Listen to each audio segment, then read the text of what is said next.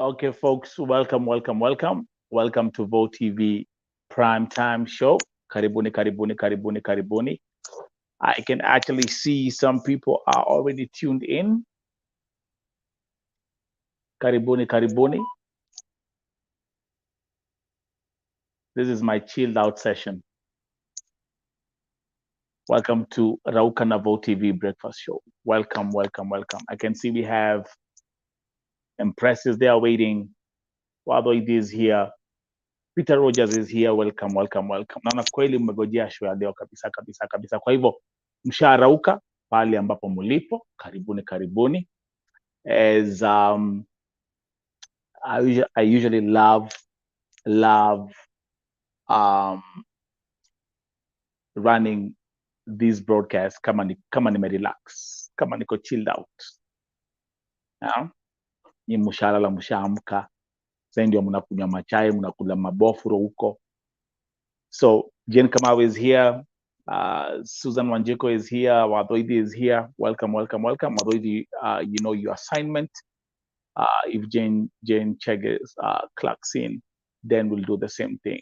But it's a pleasure. Karibuni as we continue to grow. If you're new here, just make sure that you subscribe to the channel. Okay. Let me first of all know where you're watching from. Let me know where you're watching from as we continue. Let me know where are you watching from. On today's broadcast, there are a few things that I'm going to address, and there's a few things that we are going to look at together. Jana nilipokuwa namalizia show ya last night, nilipata ile breaking news kuhusu the one and only kesi ya Sheila na SAKIM vile inaendelea. And I was able to give you something very exclusive. Remember here at Vo TV, Mombasa. Hebu tuangalie kwanza. Mombasa ako hapa. Nairobi. Tuende kazi Kasarani, this is the building. My boy watching this is Africa in the West Coast. Sandra, Saudi Arabia. Cipriano watching from Saudi Arabia. So everyone, welcome again to the Vo TV Primetime Show. So this, I'm going to cover different topics back and forth. Again, kuna vitu mingi sana ambazo nimekuwa nikikava kwa hii platform, and I'm very content with how things are going here.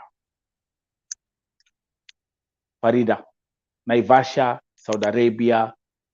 I can see my sister Mengia from Lebanon. Florence, I see you. Milfred, Saudi Arabia. So welcome. Again, once you get here, do you know what the first thing you do? Once you clock in, the first thing you do, you like the broadcast. That's the first thing you do. You're just showing love. Show love to Vo TV. Give me some love. Show me some love, man. Come on now. Show me some love. Come on now. So once you get here, the first thing you do, you like the broadcast. If you're new here, just subscribe. And as usual, Saudi Arabia is here. Man, this is amazing. Saudi Arabia. People are spread out. It's great. To me, it's a beautiful thing. So like I was saying, at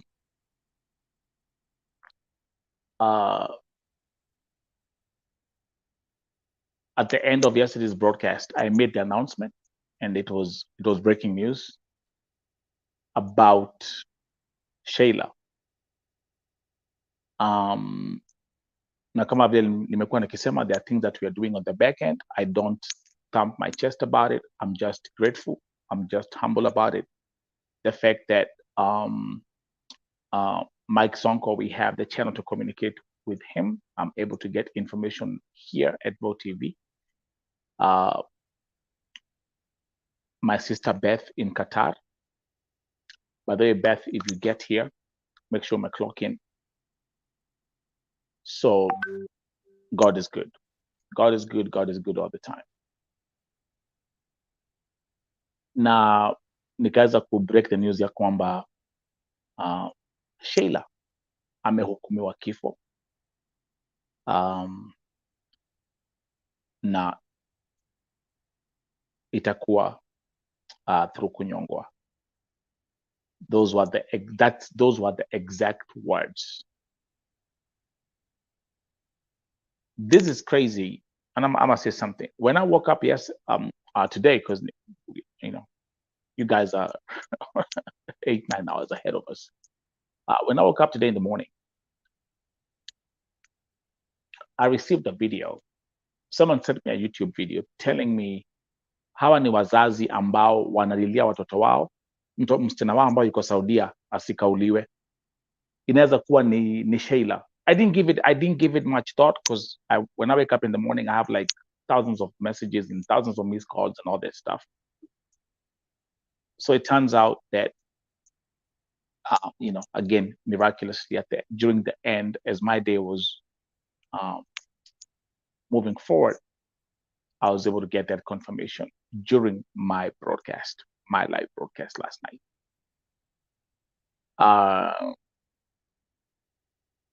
Many people are watching from South Africa. That's great. Let them come in here. So let me start what I'm gonna do, because again, I have to let me give you some stuff you can work with. Let me give you some stuff you can work with. You guys can you can screen record this, create remix it, remix it, do whatever, but my sources are always direct. This is VoTV. Yeah, so Saudar, come, hey.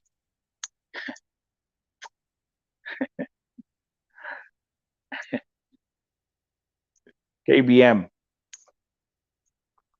Let me break you down the numbers. By the way, can I say something before I even play the audio again? The biggest viewership on all my platforms in anything is from Kenya, is directly from Kenya. That's the biggest viewership, followed by Saudi Arabia, and then followed by USA. That's how it always works. It's always the whole time I've been here in the diaspora, the whole time I've been in the industry, my viewership is always number 1 Kenya, number 2 Saudi Arabia, number 3 USA. So, okay, so tuanze kazi. Let me make this baby small. And again, I'm gonna shuffle back and forth between different subjects. Wacha kwanza niwachezee video ya, kuna hii video ambayo nilipokea. Let's watch this video together.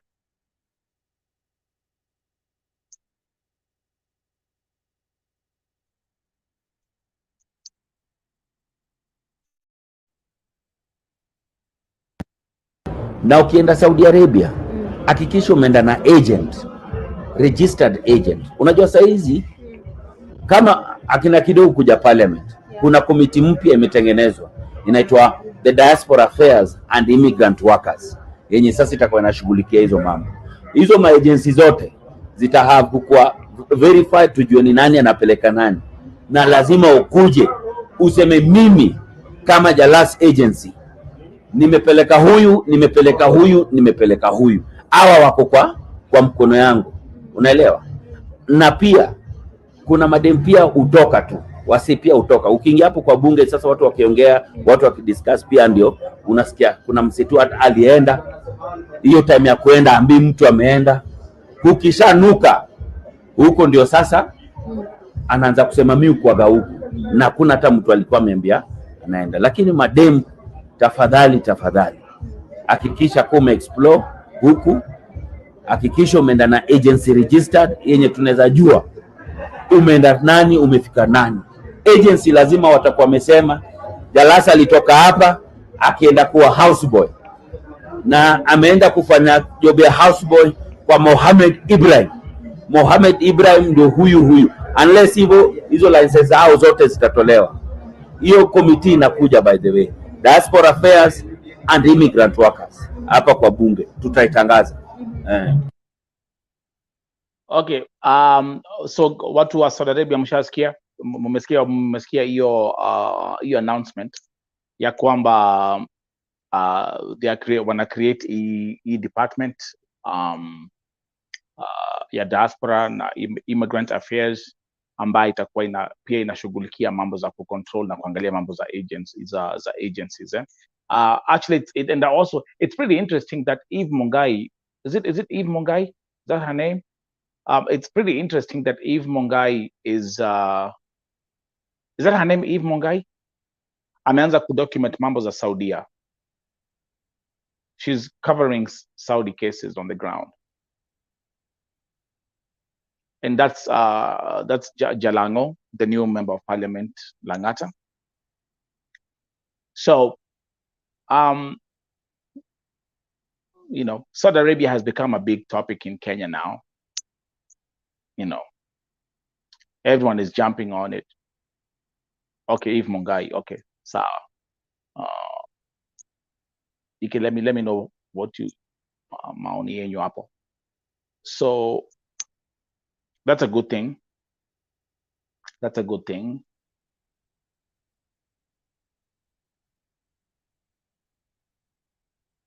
Things are step by step falling in place. I said from a long time ago that a time is going to come where, you know, I was saying this 7 years ago, that a time is going to come when the agency, I mean, despite the fact that, you know, we have too much corruption in the country and, you know, they're all connected and everything.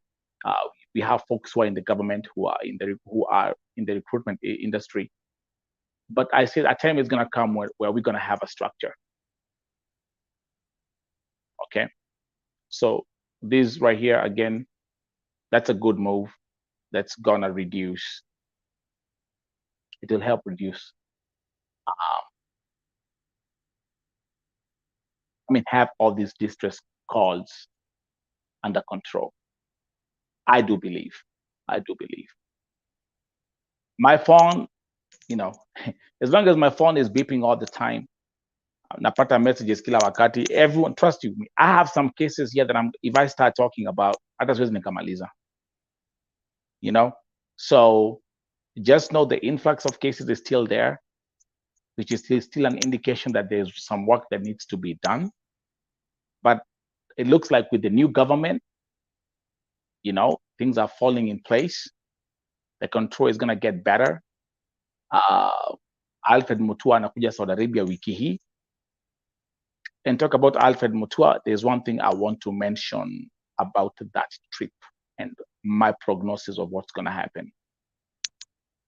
So shout out to Eve Mongai. The fact that she's jumped on these Saudi stories. Nilimwona akiwa kwa airport akiwa na ile familia ambayo ilikuwa inagojea msichana wao. So looks like she, you know, she found something else that she can start also documenting on the ground. Now let's get to the main. Sasa okay, now this is the main one right here. Again, this was breaking news yesterday. Nikiwaambia mambo za vile Masi SAKIM amehukumiwa kifo. I know you guys are waiting on this one. Now, nataka, I want to make this very crystal clear ya kwamba the confirmation about nilipata is from very clean sources. Shout out to my sister Beth, anakujanga hapa kila kati. She walks in here as a guest. She's in Qatar. And this was Michael Sonko talking. Sasa nimeongea na Saudia, sasa embassy huko Saudi Arabia, mambo si mbaya ya Masi. Sasa wanasema sheria kule watamnyonga huyu Sheila, lazima alipe gharama, family iandike barua, bila hivyo wanamnyonga. Sheria huko inasema hivyo. So wacha niongee na family ya Masi. Loud and clear. Hiyo ni Saudia. Ukiua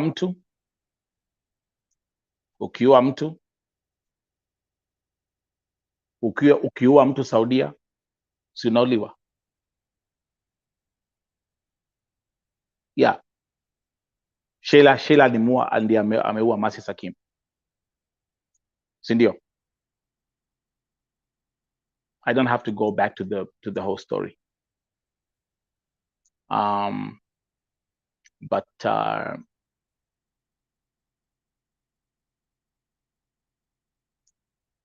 let the Saudi government let the Saudi law take full effect. I say that and I will stick with that. Nimekuwa nikikava hii story sana. I dug so much information, especially about Sheila.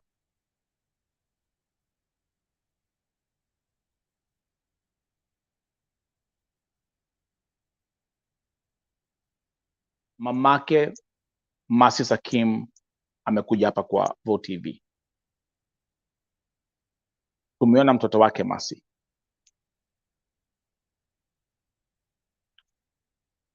Promise Baraka. Mamake amekuja hapa akalia machozi. Tumelia pamoja. The cousin has been here, Mweni. The cousin to Masi Sakim.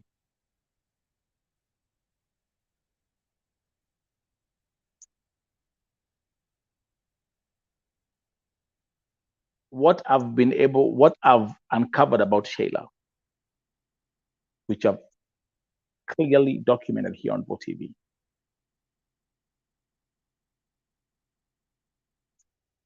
I classified her as a psychopath, a narcissistic, ice cold killer, murderer.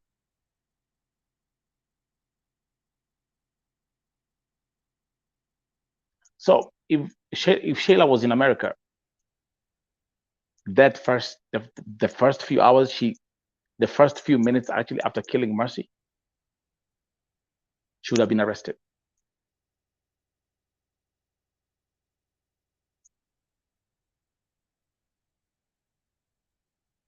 And depending on which state in America that would have been, because it would have been like a plethora of our accusations. Murder, premeditated murder. She will be accused of attempted murder on Jamal. She would be accused of so many things. And depending on which state. So for example, let's say kama angekuwa Texas. Kama angekuwa Texas, then the prosecution will have gone for her to be convicted. Now I'm playing by the law. Okay. So the Texas state would have said, hey, this automatically let her get convicted. Convicted. And then after that, they should be taken to death row. Now, the difference in America is that once murderers and killers are taken to death row, they're not executed immediately. Hata mtu anaweza kaa huko for 30 years, 40 years. We've seen people who, they put them in death row. Maybe they were even in their 20s or even late teenagers. And they are they're executed in their 80s or in their 70s. Now that's American system. In Saudi Arabia, it's different. So, and based on this is a very, very huge case. So my documentation has to be very, very crystal clear. My source of that information, so that once we now, because people are going to start putting this information out on all platforms. YouTube is going to be remixed on YouTube. It's going to be remixed on TikTok. It's going to be remixed on Facebook. I just want to make sure that we are all on the same boat. Okay. Now, let me give some little training to some of these YouTubers. When you're getting content from VoTV and you're reposting,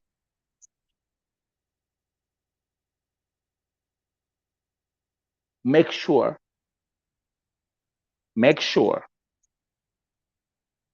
that you tag VoTV.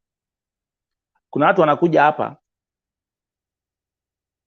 they'll come here and mnakuja mnachukua, you'll screen record, you'll record this, you'll take this, you'll take that. Okay, na mnajijua. I don't have to mention, I don't have to call out your names. Mnajijua. Mnakuja hapa mnachukua, then you make the mistake when you're putting it on your YouTube channels, right? Like now, come on, if this is my face, like you see, like now the way the screen is split, now I have the double screen, right? So now what they will do is, if it's yangu, itaekelewa majani. Hata naweza ekelewa mandizi hapa. Good morning, Gareti Nyambura, welcome. Hata naweza ekelewa hata wanaweza eka picha ya mandizi hapa. Just to make sure that it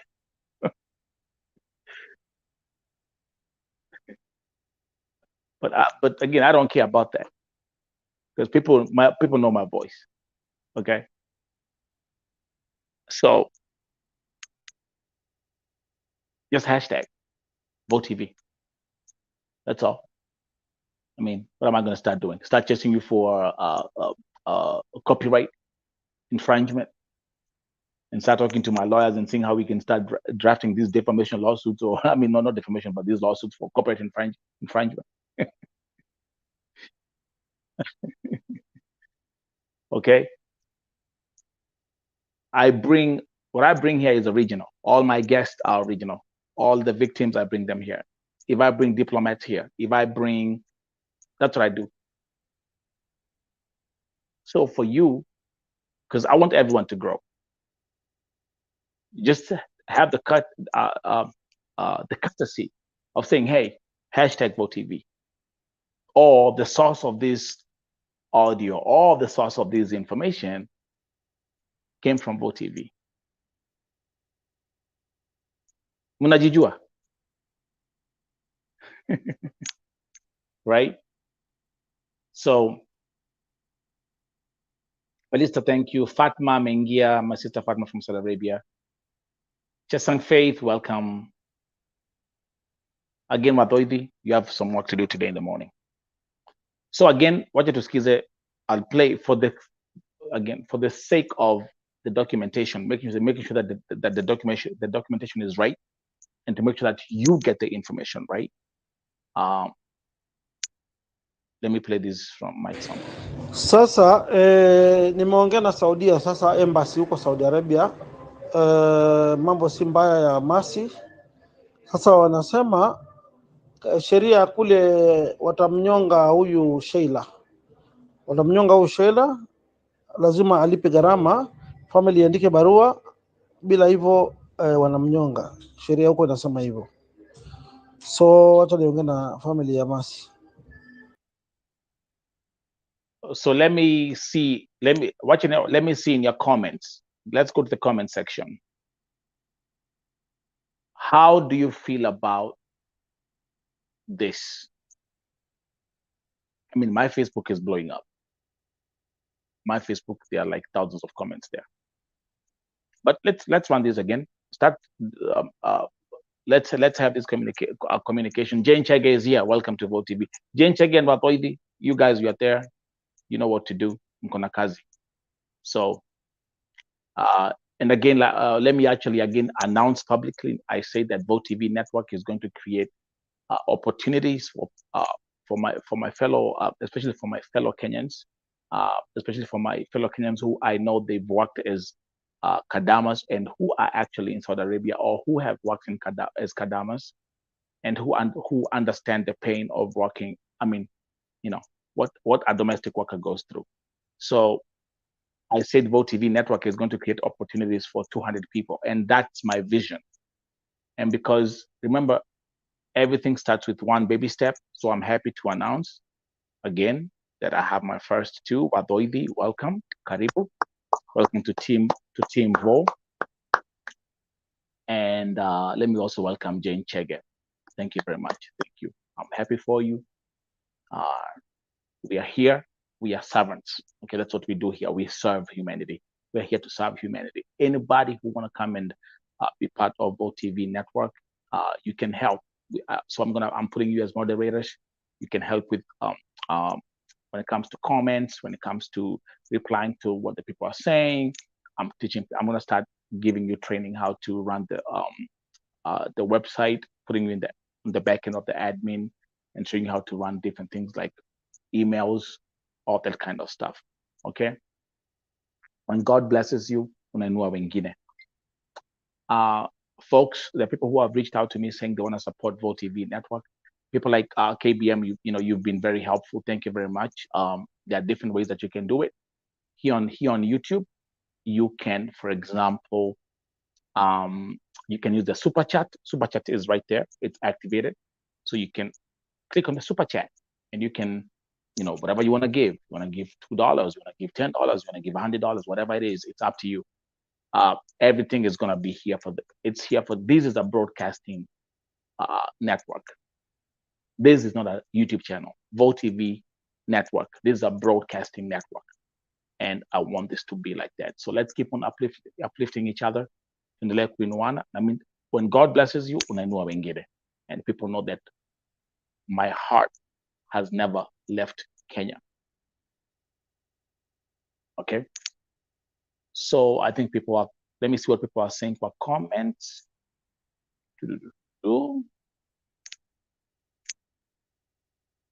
Sabi nasema Wakenya wasijaribu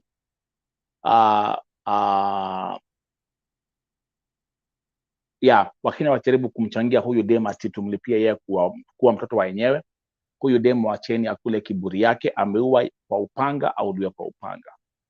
I absolutely agree, Tabi. Wathoidi, this is Africa. Let this be a lesson to all the ladies who are in Saudi Arabia. Absolutely. Wajua kuna kitu moja, there's one thing I discovered about huyu Sheila. Ice cold killer, a psychopath. He's a psychopath. You know why? Number one, while I was investigating this case and bringing all the facts to the people, she was sending threats.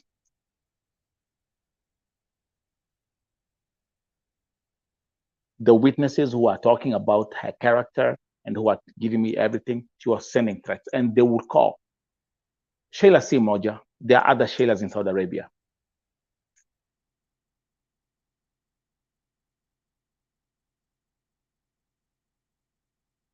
There are other Sheilas in Saudi Arabia.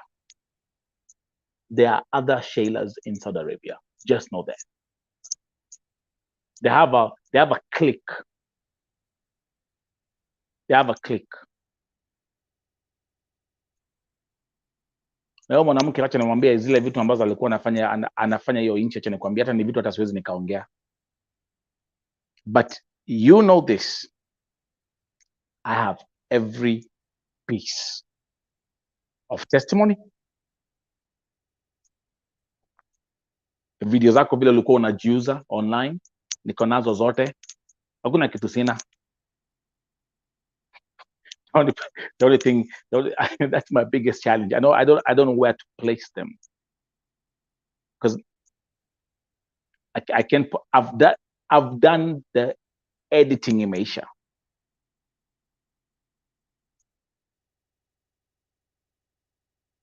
If I put them on YouTube, I'll put my YouTube account at risk. If I put them on Facebook, I'll put my Facebook account at risk. My website is the only place, voicesofthepress.com. And you know, we'll see. I'm a tech guy. I'll find a way. But yale maovu huo mwanamke amefanya.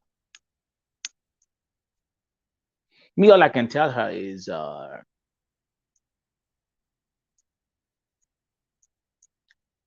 ita Mungu mkutano and repent and confess. And make sure you confess to the mother of Mercy Sakim. Make sure I confess to the son. Mtoto wa Mercy ameachwa yatima because of you. Because of the fact that you could not stand somebody else dating your ex-boyfriend or whatever you guys were doing.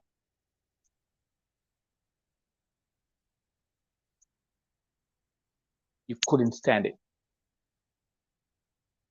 And she was very, very accurate in the planning.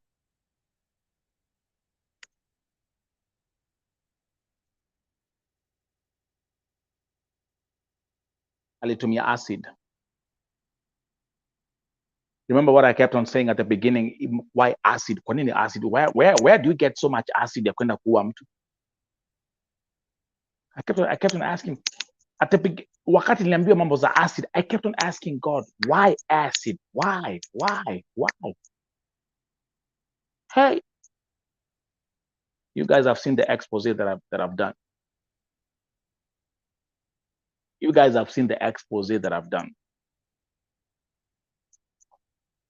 The clique they have, wanajita malaya sugu. Who takes pride in calling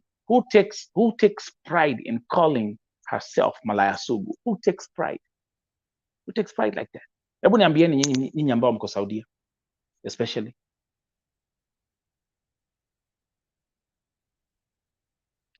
Someone is asking me, Gentrix, and I was thanks, Nelson, always praying for you. Have you talked to any member of Sheila, I think family member? Because akinyongwa itabidi mwili iende Kenya ama atazikwa huku. Let the will of God prevail.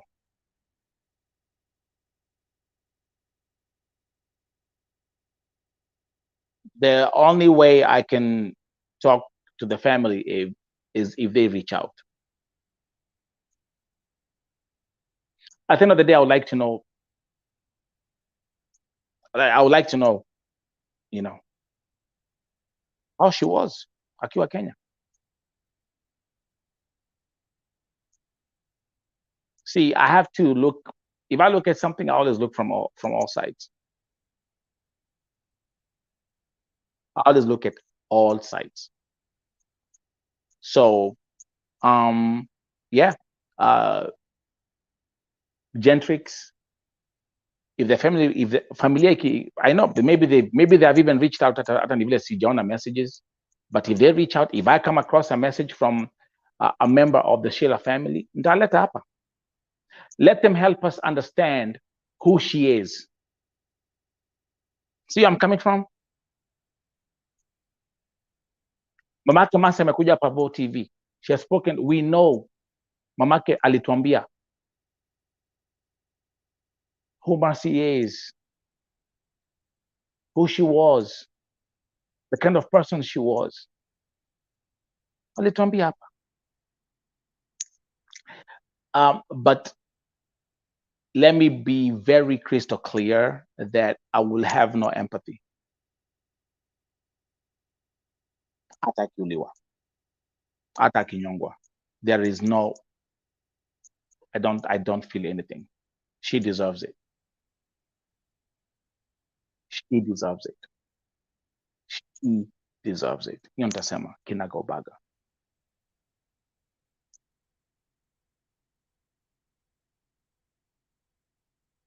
Nitapatia mfano actually na nitapost hizo picha, by the way. Nitapost, kuna vitu ambazo nitaendelea kuwapostia online, mtaona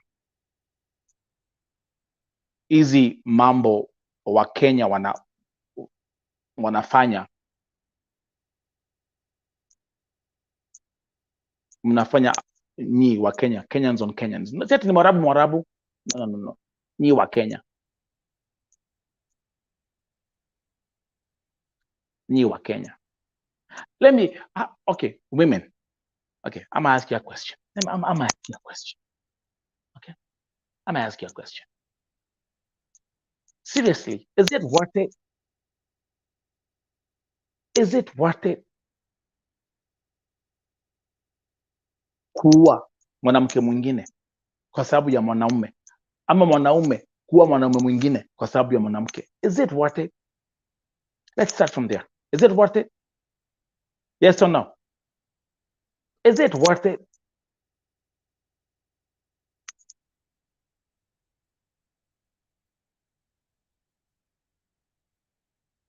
Is it worth it? That's the question. Let me see the answers. Felista, no, it's not. Not worth it. It's not worth it.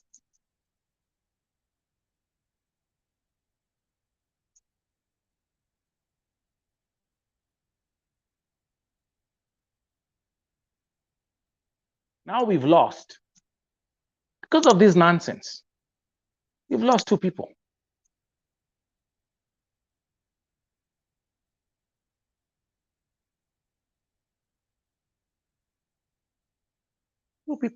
We're gonna lose 2 people. Mercy is dead.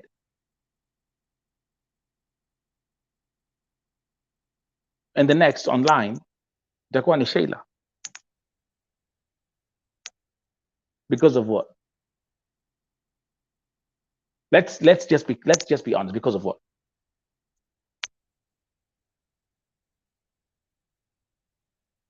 Because of what?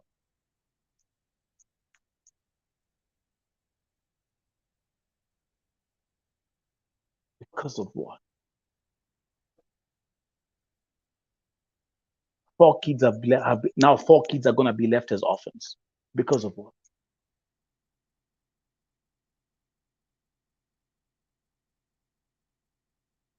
Because of what?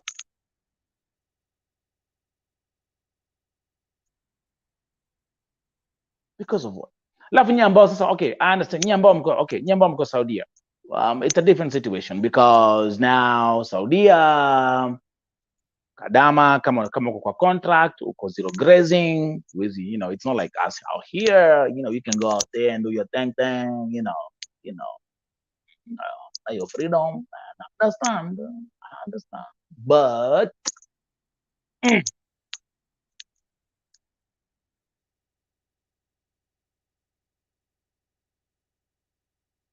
is it worth it?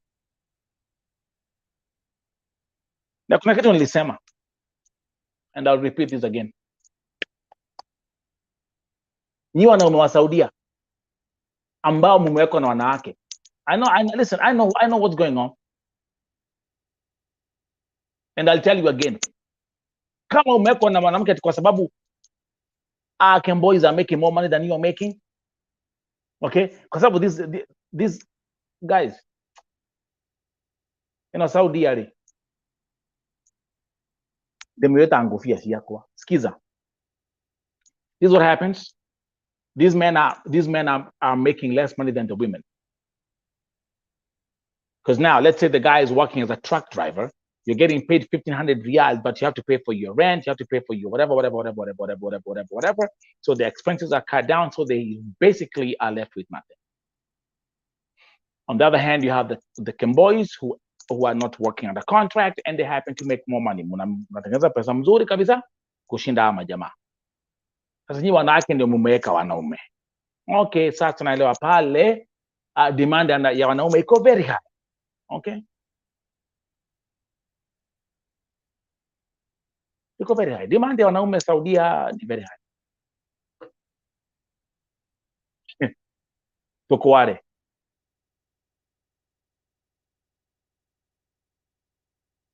I know that. Demand is very high. And by the way, do you know, like, one reason why I'm saying like they should make these contracts, chukueni the contracts, make these contracts 1 year. Make these contracts 1 year. Make them 1 year. Toko wale.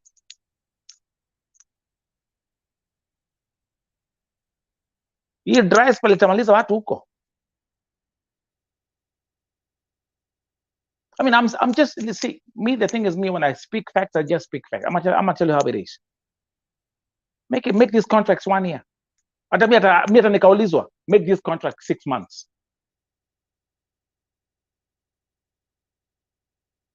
Make them 2 years, make them 6 months.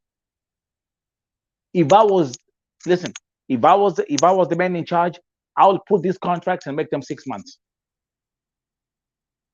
You go, unafanya kazi 6 months, unarudi nyumbani. If you want to extend or whatever, you can extend. It's up to you.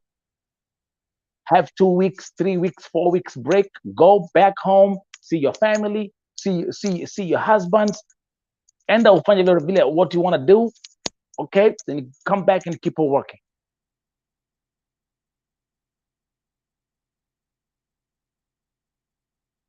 Lakini sasa, my fellow brothers and sisters, we are going to lose 2 women because of what? Masi ashakufa tayari. It's not worth it. It's not worth it at all.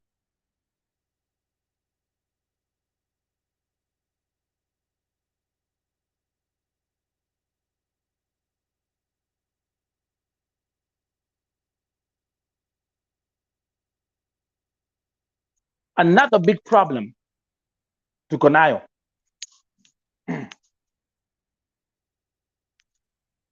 And by the way, we're going to get to this as my next topics. Breaking news yesterday. But let me come here first. Julia Jerob, thank you.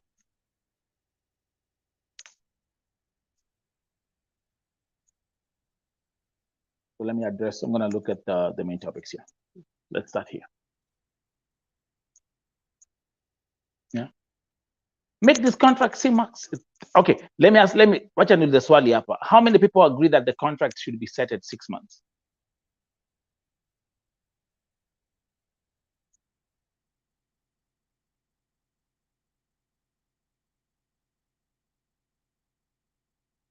How many agree?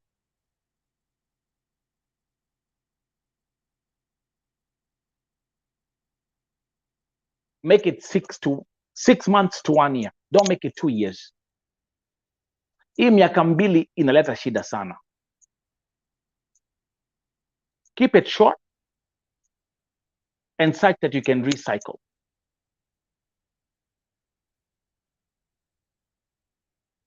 Thank you, Julia.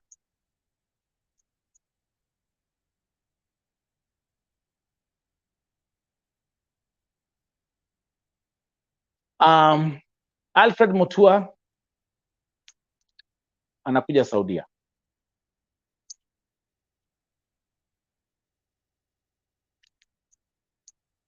Now, let me say this. There's something I want to say.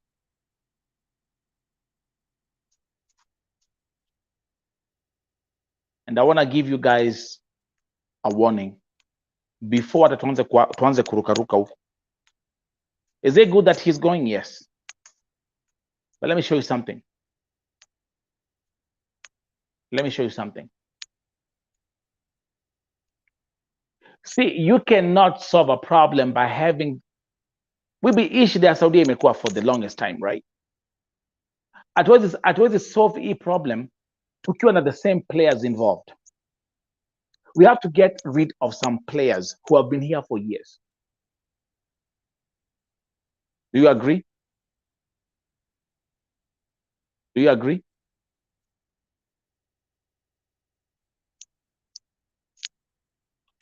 And that starts from the embassy all the way down.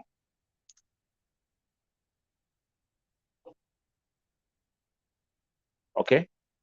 Now, I want to show you something. Dr. Alfred Mutua, you're going to Kenya. I mean, to Saudi Arabia, yes.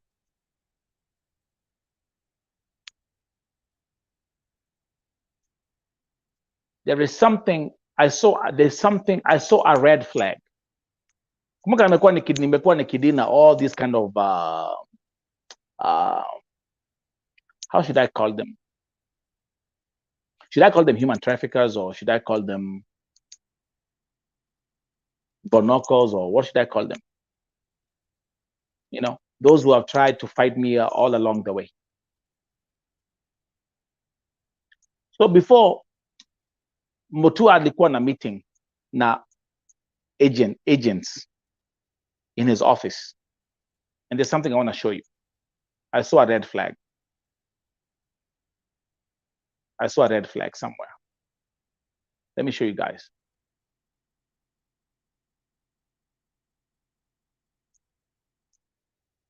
I saw a red flag somewhere, and I'm going to show you right now.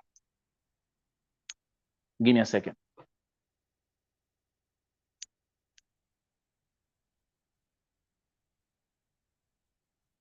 If we want to have change,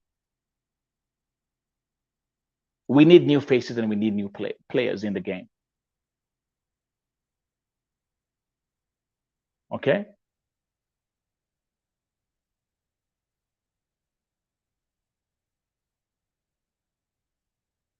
Give me 1 second.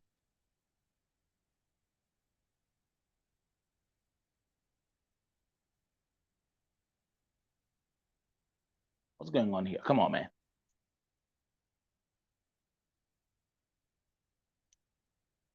Okay. The first thing I said, if you guys remember, let me stop this first. The first thing I said, if you remember, kama nakumbuka, nilisema Dr. Mutua, before we went to Saudia, meet with the families of the victims.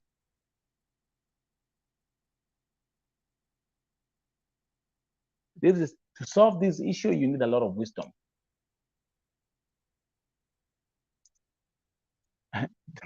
Dr. Mutua, you're new in the game.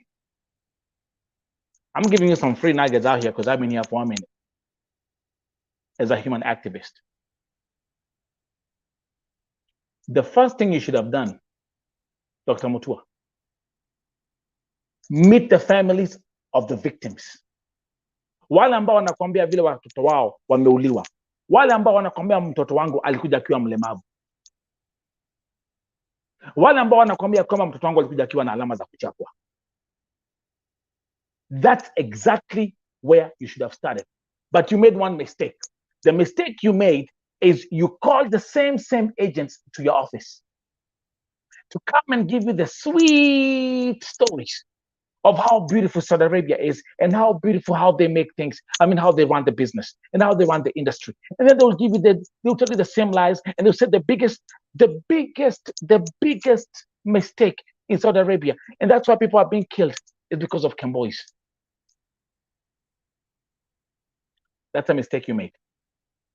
That was a red flag. That for me was a red flag. That was a big red flag. Now, stay there and waonyeshe. I'll show you right now. Because my agents nawajua. I know their faces. I've dealt with them. Let me show you something here.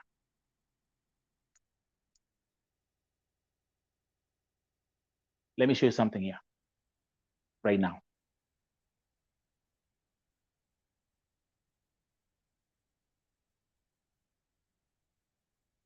Okay, I'm gonna make this baby. Perfect. I make this thing right here small. And I want to show it. So this was his tweet. I have today held a meeting with representatives of employment agents who recruit Kenyans for jobs in Saudi Arabia and other regions. The meeting was informative with complex, mind-boggling revelations and a cry for help. A cry for help from who?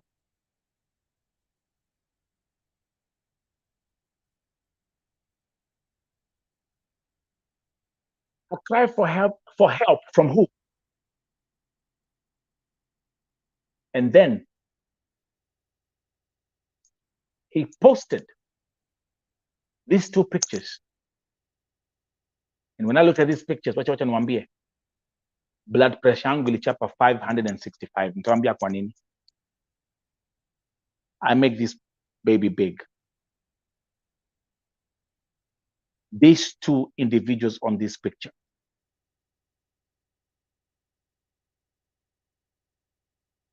I know them very, very well.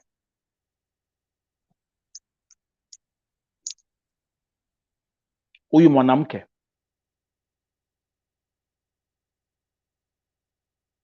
anaitwa Josephine Morioki. Who knows this face?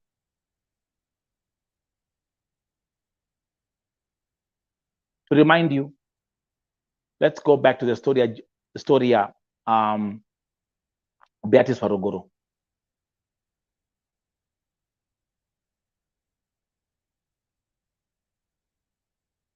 These are the ASMAC people. Undi alifanya ile vita. Huyu mwanamke tried to fight me not to get to the justice of Beatrice Farogoro. I will never forgive you. And God has requested us to forgive each other.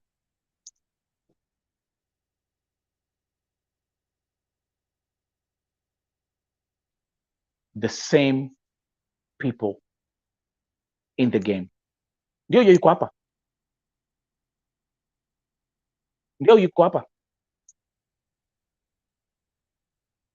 Exactly what Doidi. Zile vitu Lillian was saying, biashara itaendelea mpende msipende. That one I'm going to tell you. Watu wakufe wazikwe. She's right. These two are members of ASMAC. Huyu jamaa unamwonanga, huyu jamaa unamwona hapa. This guy sends me messages on my WhatsApp like a groupie. What does simwangaliangi? I brought him on my platform once about 2 years ago. Bure kabisa. These are the people who try to coin facts. These are the people who try to lie. They try to do everything. And I will tell you this in your face. You don't deserve to be anywhere close serving humanity, because all you have in your mind is the blood money that you get from the oppressors.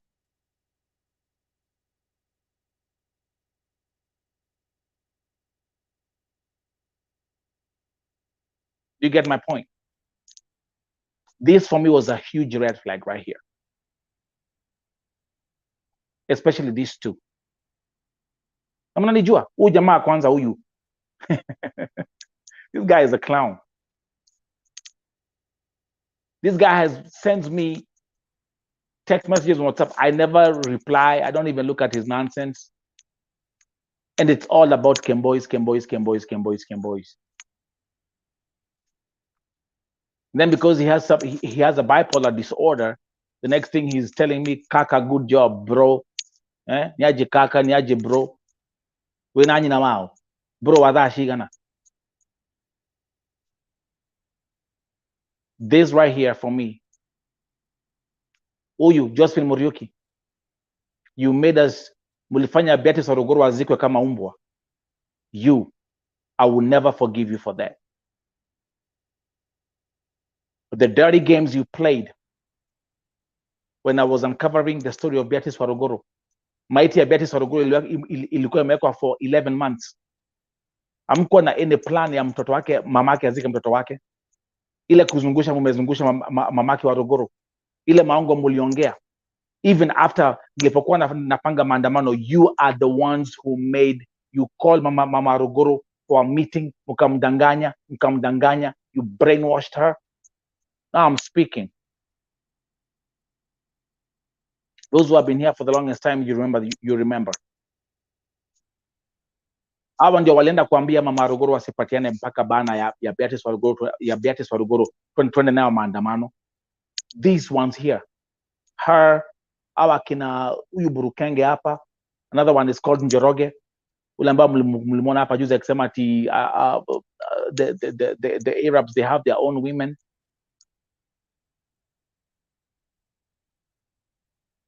So kuona ya kwamba Mutua had a meeting with these guys, that for me is a red flag already. It's a red flag for me.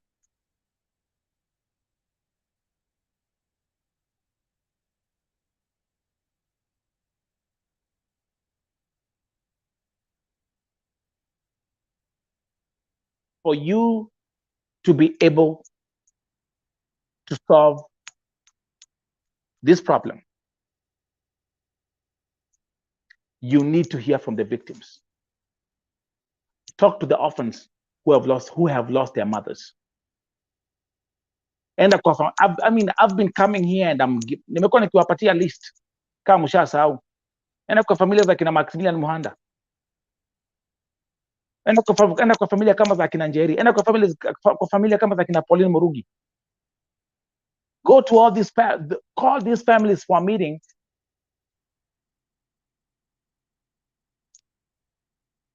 Lakini you're calling you summoned the same players. Okay, all the time hata nikaanza kusoma messages ambazo napatanga hapa, people are crying for help. Even as I'm talking to you, people are still crying for help. What do I always hear? Hey, my agent afanye hivi, my agent afanye hivi, my agent afanye hivi, my agent afanye hivi. It's you agents. And there's a lot of darkness there's a lot of darkness that has dominated this industry. And you guys know that. And you know that I know that. And I'm the one person that you guys cannot silence. Mumejaribu kila kitu. Mimi walijaribu kila kitu, hata walichoka. They gave up.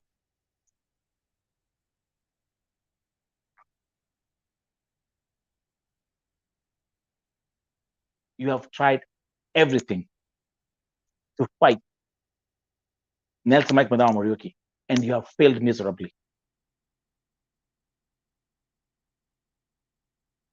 And you will never. And I took every stone that was casted upon me, all your lies, the way you coined all the lies, all the pseudo accounts, all the cooked stories, all the everything you've tried. I'm cut from a different cloth.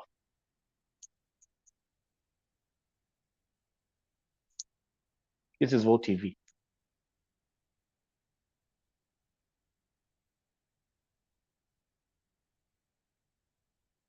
Na kama hawa ndio Mutua amesikiza hawa, I know the kind of lies they've coined to him already. You should have called the families to your office. Hii mkutano haikuwa supposed ikue ni atu Mutua with the agents peke yake. No.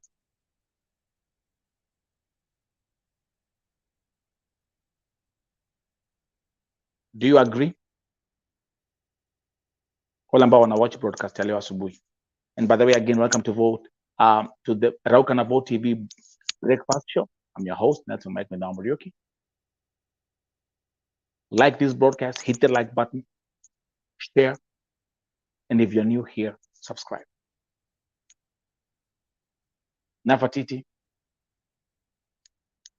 Kama hawa ndio Mutua alipatia nini? alisikiza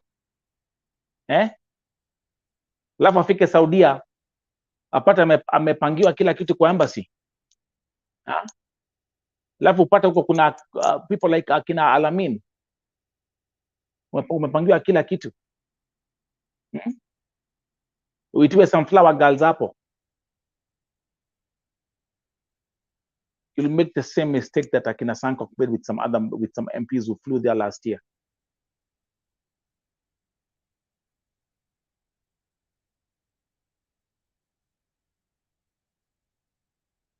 Mi sijui.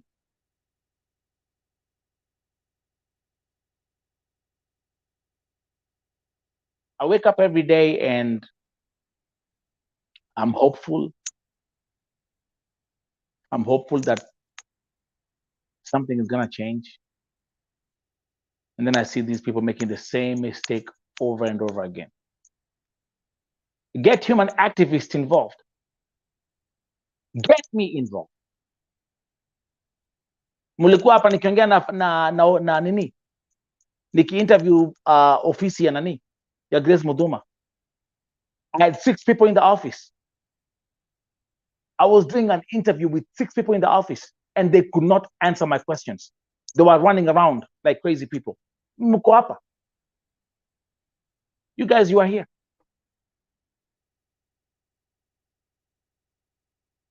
Not one single agent will come and sit here to have a conversation with Nelson Mike Madam Muriuki, because they know once I start pulling these things up, once I start pressing these buttons, once I start putting all the evidence that my database that I have for 8 years, for 7 years, nikianza kuwekea vitu hapa waone, they can't speak.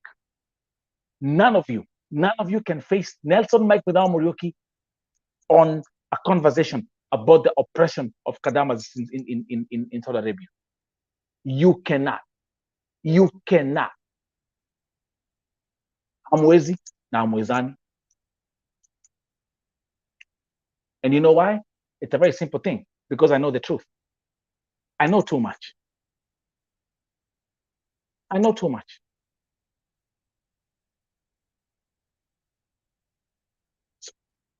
So the only way you can operate is you use underground methods to operate. You never show your faces.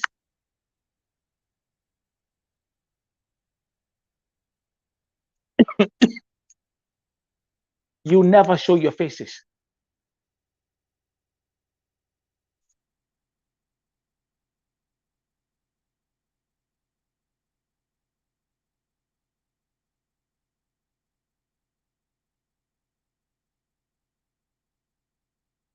I like this phrase from Isaac, who's saying it's the same monkeys in different forests. I agree. This for me right here. Let me show you this thing again. Mimi hapa, this right here is a big red flag. If these are the people who are calling themselves the representatives of the employment agency in Kenya, these ones here, we are done. We are done.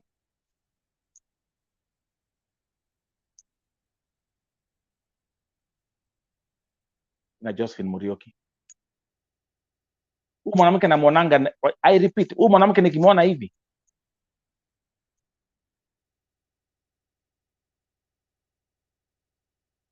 and I remember yale ambayo nilipitia juu ya Beatrice Waruguru, na ni mwanamke.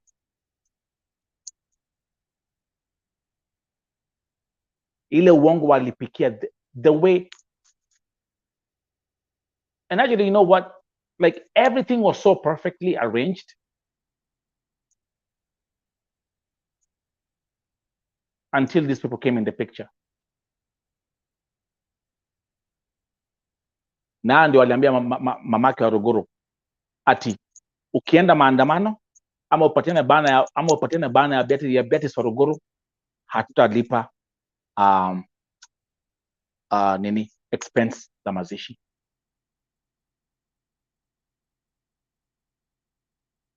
I was about to talk about that about Oivi. My hope is Mike Sonko, because Mike Sonko, acha niwaambia, Mike Sonko is working. Mike Sonko is working. That one I can put my stamp on it. Mike Sonko is working.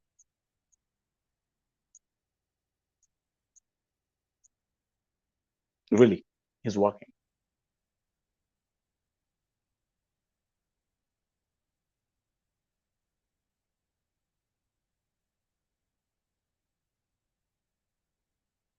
Complaints za Kadama Saudia hazishi. And by the way, let me actually give another breaking update. I'm releasing a full report anytime from now of how Moduma international agencies lied about the Anita story. It's coming. Now Grace nego kwadekira. Na gwere.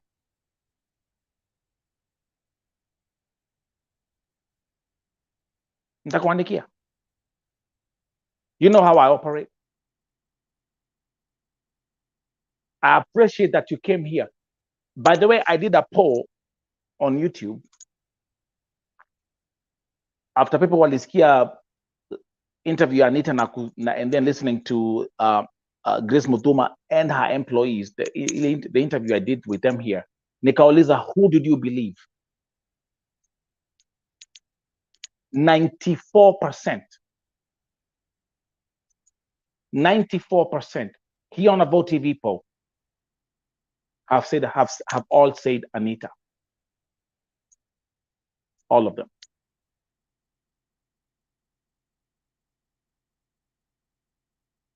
I will be releasing my findings from very reliable sources. Na mjue hivi kina Mbogua. Let me give you a perfect example for you to see how this thing worked out, right? I kept on saying, hey, when I was talking with them, remember I was saying, don't piss on my leg and tell me it's raining. Wanikojolea mguu lakini wananiambia kuna ati ni mvua. I said that a couple of times during that interview, right? See, I'm not stupid. When you're dealing with some situations, like I said, there's knowledge and there's wisdom. I'm blessed with both. Let me give an example. Remember the lady who came on camera? Akasema she's from the HR and her name is Nyambura. You guys remember that? Nakumbuka? Yes or no? Now we're talking.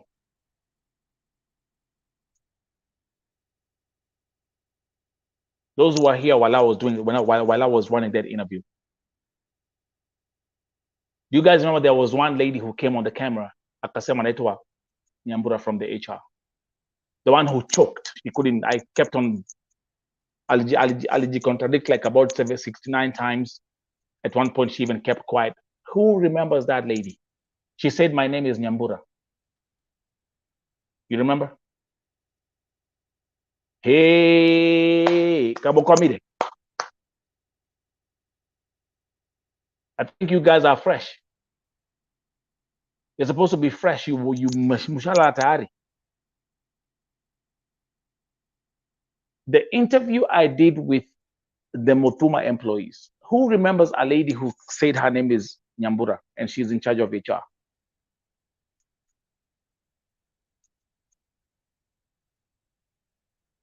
You want me to start? Okay.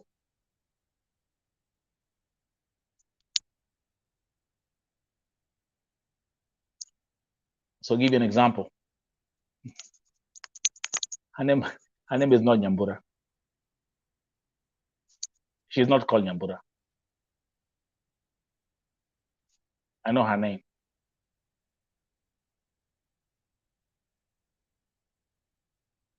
Her name is not Nyambura. I know her name.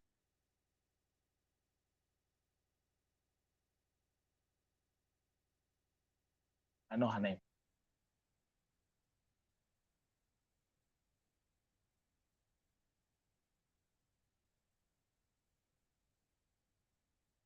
The whole DCI thing, DCI wako hapa, remember? Remember the whole DCI thing? DCI, Nelson, Medamo, DCI are here. You remember?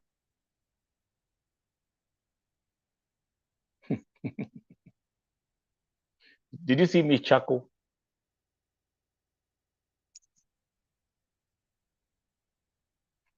There was nothing like DCI.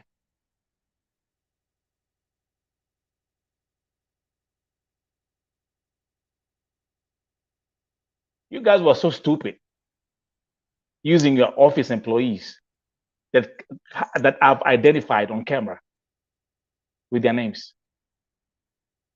There was no DCI.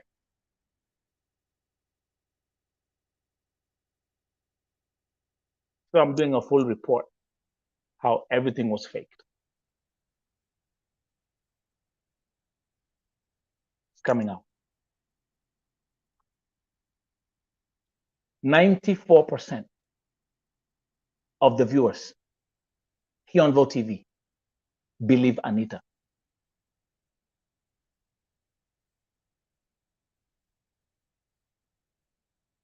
4% are not sure.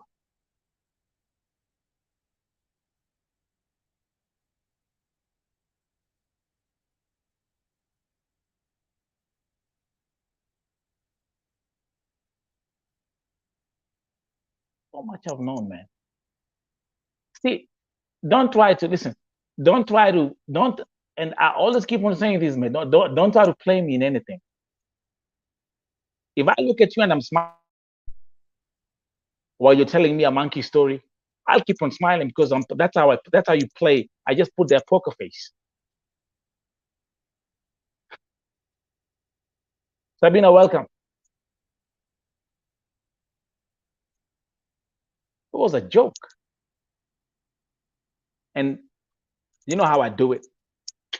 Once I get my 10 fingers on this keyboard, it's over. So that report is coming. And let me actually play you something here. Mtaskiza, these are exclusive. I hope I can fast. Someone, a whistleblower, sent me an audio, 36 minutes. It's a 36 minutes audio. And she explains everything in detail. The process ya kupokewa na ofisi. Hiyo inaitwa al something. She sent me everything. She spoke for 36 minutes. Nakwambia mkisikiza, once you listen to this whistleblower report, because I will release it. I will release it. The things she's talking about. She explains everything. Na amesema, justice for Anita. So let me tell you this. The folks at Mutuma International Agency. Grace Wagari, Moduma. Like I call you. You know, you have the same name like my show, Grace Mangari. And I will call you and tell you. You know me, Miss Vichangi. If I come on public record, I will still call you in private and I will tell you. You played yourself. You played yourself. I know everything. I know exactly how they pick up the wheel. Give me a second. I'll play you some bits.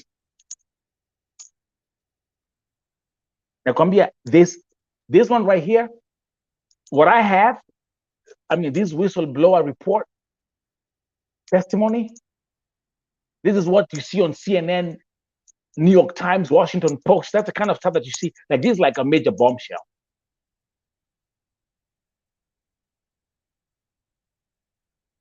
Hakuna kitu sijui, my dear. And I will make this thing public.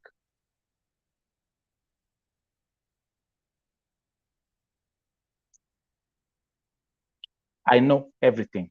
Vile mnapokea wasichana, vile wasichana wanachapwa, vile everything. I know every detail. How they run everything inside that office. It's that office she's talking about. But anasema ya kwamba hata hizi ofisi zingine huwa tu ni hivyo. This one here. Na hope serikali itasaidia Anita kupata justice. Anita namjua. Let me give you just 5 minutes. My workmate. Let's listen. 5 minutes. Kuongea kidogo kuhusu wakati unapofika kwa ofisi za Saudi Arabia. So mimi nilikuja kwa hiyo ofisi ya Al-Mutahida. Tumetoka Kenya. Wakati tulifika airport, driver alikuwa ametumwa na akakuja akachukua kitu cha kwanza. Driver alichukua passport zetu. Na hiyo nitaelewa kuzuno si mtu mmoja alikuwa amekuja kuchukua. And then naweza sema sasa hiyo passport ikichukuliwa lazima utatengenezewa ikama na utengenezewe ATM. Hiyo ni kitu naelewa. Then baadaye after client amekuja na kuchukua unapewa passport yako. Hiyo ni kitu iko. So driver ametuchukua akatupeleka accommodations. Tukampata supervisor akatukaribisha vizuri sana. So naona ile welcome to Saudi Arabia nini mambo machache mnaongea hapo. But kuna kitu supervisor anatamka. Mjue kwa ground mambo ni different. Sasa sisi tukiwa majadid. Sasa wewe unacheka unafikiria tu mengine anaongea kuhusu hali ya weather ama nini. Keep listening. So uwezi elewa amesema aje. Kwa ground mambo ni different. Mnaenda mnapumzika. Mnapewa hiyo siku mnapumzika, mnaenda mnalala, ni safari ndefu. My friend, kesho yake after mmepewa breakfast. So sorry to say this, wakati mmefika ni apartment, hizo accommodations ni apartment. Ziko na hiyo nyumba sasa iko na ni ya 2 bedroom, iko na setting. Sasa mnapewa nyumba vile mmekuja tu hivi mnapewa hiyo nyumba yenu na supervisor anawafungia ndani. Anabaki na ufunguo. So hakuna kutoka nje, ni mnakaa huko ndani. Asubuhi yake anakuja anafungua. Anawapea breakfast. Mnachukua mnarudi kwa nyumba, anafunga mlango, hakuna kutoka nje. Kidogo tu hivi ndio huyo amekuja. Amekuja na ile karatasi ya zibara, ile black, ile karatasi ya kuweka takataka ile kubwa ya black. Na wito wote nawaambia simu zenu leteni simu mnampea. Mnabaki bila communication. So mtakaa hapo either maybe 2 weeks. Na vile kwanza naweza sitaka kusema mimi vile tulienda. Tulikaa hapo 2 weeks. Kuna sabuni na maji hata inaenda inapotea. Hakuna dawa ya meno, my friend, tulikuwa tunanuka. Ile sabuni pengine ulikuwa umebeba kidogo unatumia na wenzako inaisha, mnabaki hivyo mnaoga maji tu. Nauliza hakuna sabuni, hakuna nini, mnaletewa. Zikikuja tutawapea. So guys, hicho ni kionjo. I've only played 3 minutes and 41 seconds. This thing is 36 minutes.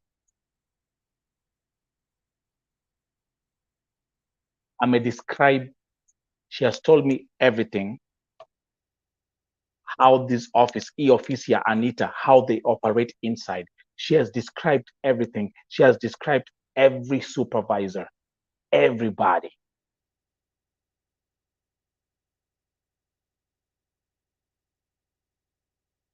I have my notes here. Nikona about 10 pages. I had to take notes. Kwa hivyo mjue hivi.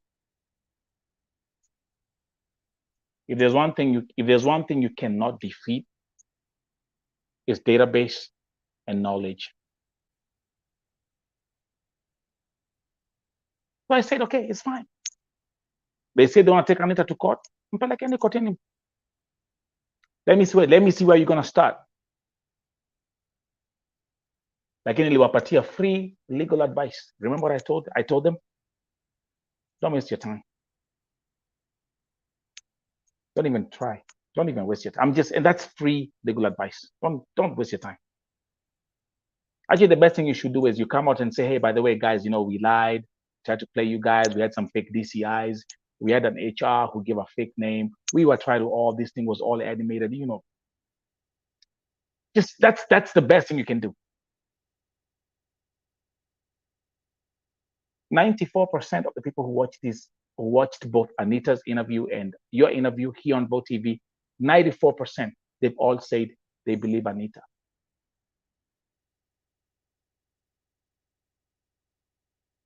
And the good thing is everything is on public record.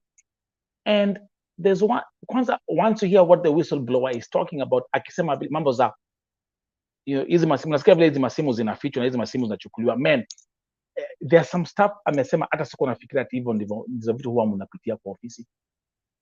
And by the way, because this is Vote TV, I want to show you, there's something I want to show you real fast. If I can get it real fast. There's something I want to show you. Oh, yes. Oh, yes. Hope I can get it real fast. I hope I can get it real fast.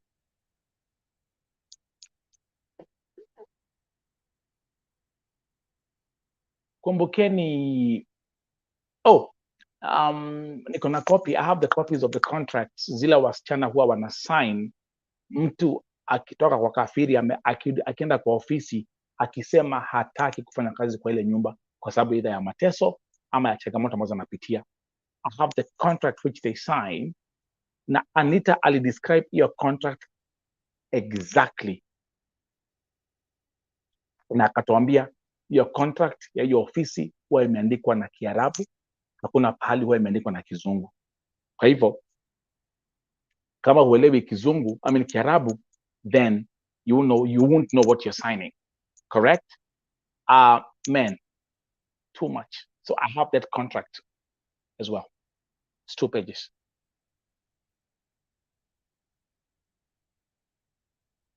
All these red flags. All these red flags.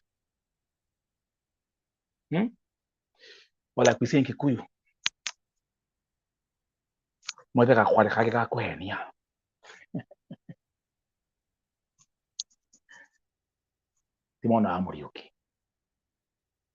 it's such a shame.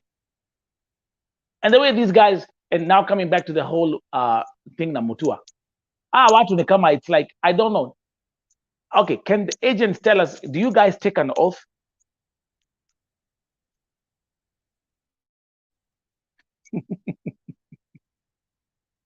Do you guys take an oath? Is there like an oath you take? Ya kwamba you will stand and defend each other in good times and in bad times. Wauliwe wasiuliwe, wateswe wasiteswe. You take an oath and you say, we take the oath and we say, we will stick together for the sake of the money. Morabu ndio analipa. Morabu ndio the fulus man. Yeye ndio anapatia fulus. Who am I talking to?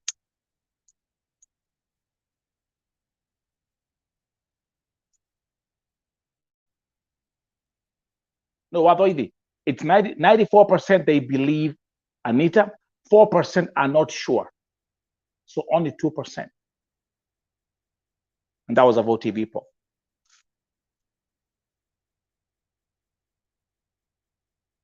That's a Vote TV poll.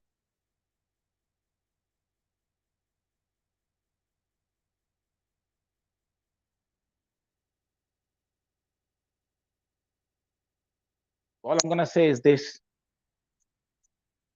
Kilo wamesemaje, zetu zilichukuliwa pia, tutaambiwa ati wanachukua juu wengine hupiga simu wanateseka kwa office, but ukweli wanateseka. Now I know everything. These whistleblowers spoke for 36 minutes. and I'm gonna break it in 3 parts.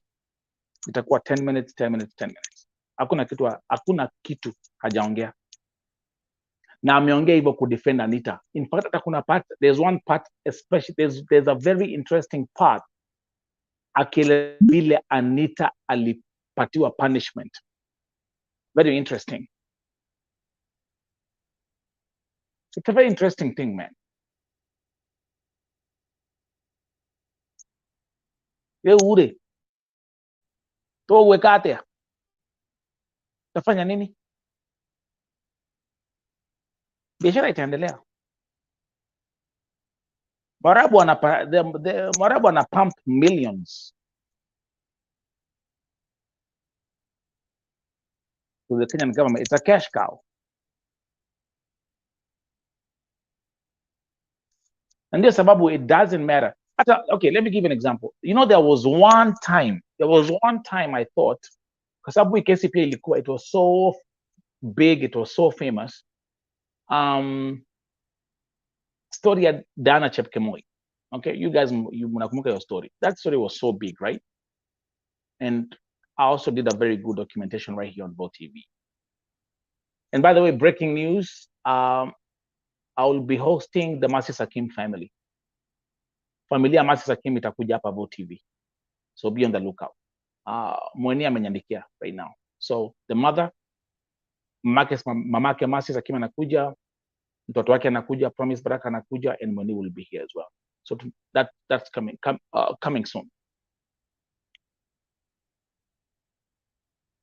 Dana Chepkemoi, not one single agent stood up or stood with Dana Chepkemoi. They all said ilikuwa ni shida ya mwili. I think like she was sick or something, how they cooked it. They never, ever, ever, ever stand with the victim. Ila wakati makosa ni ya either msichana. Hata even when I had Grace Wangari here, okay,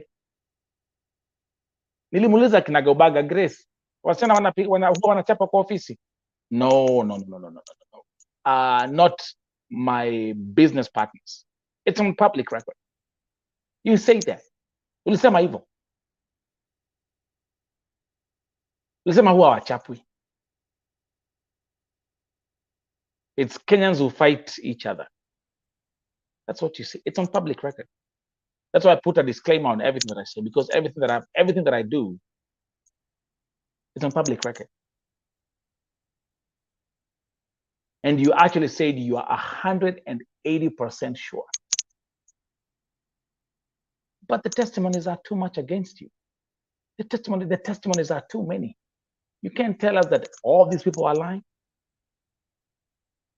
Kama ingekuwa tu ni Anita peke yake, that would be like, okay, give you the benefit of the doubt. But now it's like hundreds and thousands of people who are complaining about the same thing. Even begging you and saying, you know what? Ambia ofisi acha kutuchapa. Ambia Arabu acha kutufanya hivyo wanatufanya. But because these Morabu are the ones who are putting money in your bank account. This is your cash cow. If you eliminate the cow, you ain't got no milk.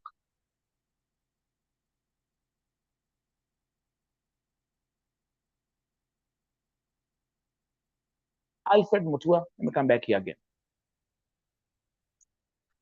If this is all you listen to,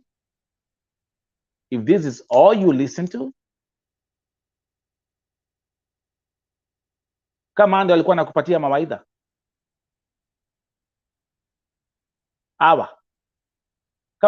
kama hawa ndio umesikiza, nothing is gonna change. That's a promise. That's a promise. because for them, it's all about the money.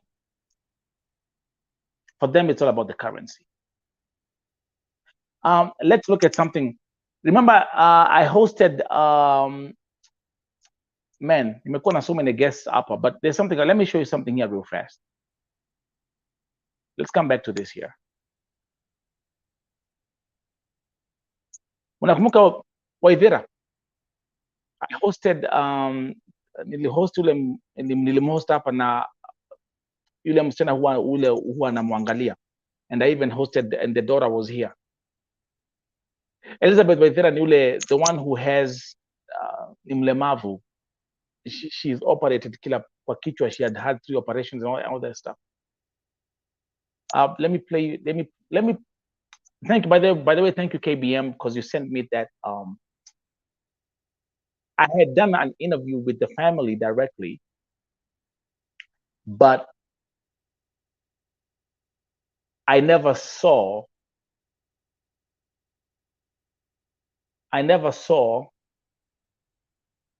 the coverage from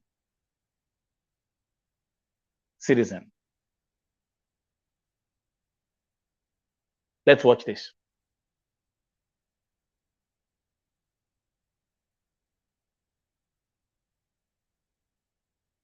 Okay, no, wrong one. My bad. Wrong one. KBM is still sending me more videos, but yeah, this one right here. Okay, let's watch this one here.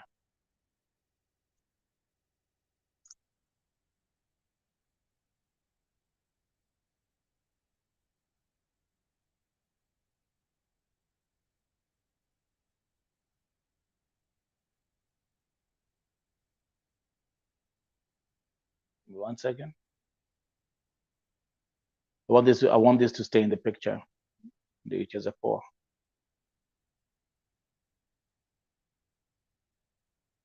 Hey, come on, man.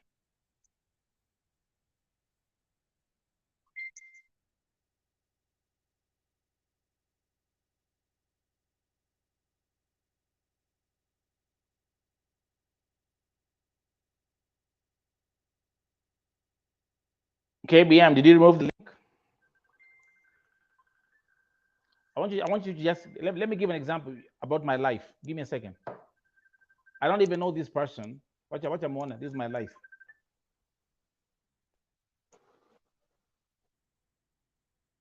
Detectives from the Directorate of Criminal Investigations, the DCI, have rescued 18 victims of... Hello? Hello?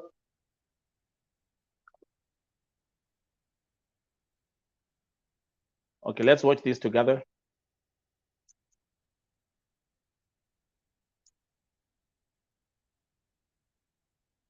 of human trafficking from a house in Athi River, Machakos County, and arrested 3 prime suspects behind the trafficking of victims destined for Gulf nations. However, more families of migrant workers continue to implore the government to assist in bringing back their loved ones, who they say are being mistreated in the Gulf nations. As our Marianne Nyambura reports, celebrations rocked the home of Diana Chipkemoi in Kericho a day after she returned from Saudi Arabia following her troublesome stay there. Rampant cases of mistreatment of migrant workers in Gulf nations and the horror tales of Kenyans working in Saudi Arabia continue to raise concern among victims and their families. At the home of 44-year-old migrant worker Elizabeth Waithira Mwangi in Heshima, Nakuru, her family is asking the government to assist them in bringing their kin back to the country. The family says Waithira left the country in 2014 to fend for her family of 2, but her 8-year stay as a migrant worker has had her hospitalized over the last 5 months. Mahali alienda akifikiria naenda kwa mazuri, tena akatubukia ile mbaya zaidi. Sasa huko ni kuteswa, ni nini, hawapei pesa, anachapo mpaka anafujwa mkono. Dakika ya mwisho sasa, baada ya hiyo miaka yote, nilirudi kusikia ameraswa kwa wodi. Hii mwaka mwezi wa 4 tarehe 19. Picha zake kwa sababu ya kuwa paralyzed, kuongea ni stress. Mkono mmoja iko hivi. na hospitali mzima ako peke yake. She was Sasa here. yeye mwenyewe anasema simkuje tu munikujie. Sasa sisi tunashindwa Kenya, serikali yetu sisi tujashindwa kwenda kumchukua, lakini how do we go? How do we do it? As Wedera's family seeks to reconnect to their Okay, so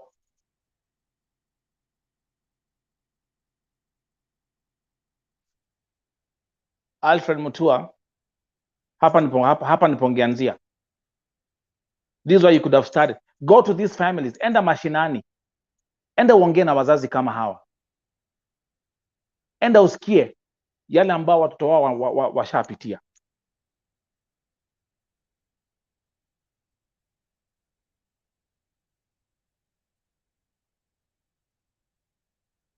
I've hosted gazillions of families here on this platform. Hapo nipongeanzia. Don't you guys agree? But anyway, let's still stay hopeful. Tutafollow very closely. Wacha tuangalia kama kuna kadamas ambao wako on the ground ambao wataitwa kwa mkutano. People like Yvonne. People like Yvonne, kwanza ulisikia vile aliongea hapa last night. Crystal clear, giving facts, crystal clear. She has receipts, she has everything she is saying, she's backing it up with evidence. Na yeye mwenyewe ashapitia hiyo maneno. Well, let's see how that goes. Folks, that was Rauka na Vote TV breakfast show. I'm your host, Nelson Mike Muriuki. Nye mushalala, mushaamka, unakula mandazi na ngwashe. It's time for me to call it a day.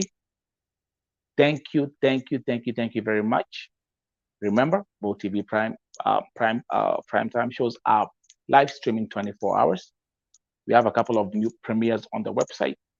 We have a couple of premieres on my Facebook platforms, on Twitter, and of course on my YouTube channels. Keep an eye, see what's coming up, see what's there for you, and I'll see you next time. Have a good day. Mashallah.